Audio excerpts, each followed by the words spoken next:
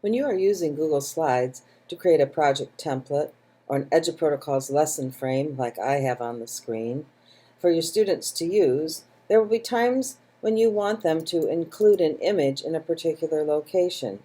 Instead of putting a text box like this that says add an image here, you can put an actual placeholder for the image that when clicked opens up the dialog box for inserting an image.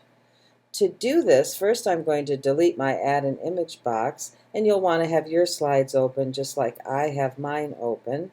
And then next you want to click on View, and you want to select Theme Builder.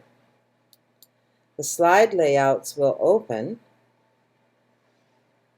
and you'll now want to click on the Insert and now Placeholder, and here you're going to select Image Placeholder, and you can choose whether you want it to be a rectangle, a rounded rectangle, or an oval.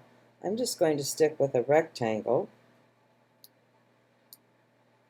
And then I'm going to click and drag where I want that to be.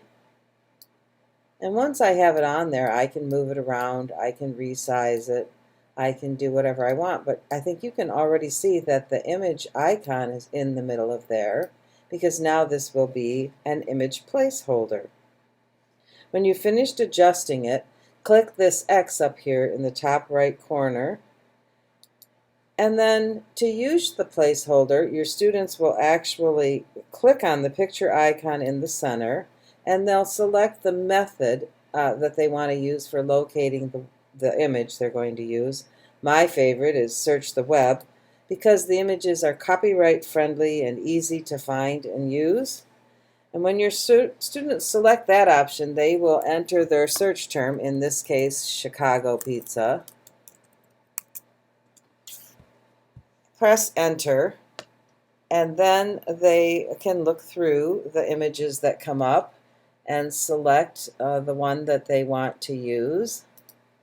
And then they'll be able to replace the image placeholder with the image that they bring in.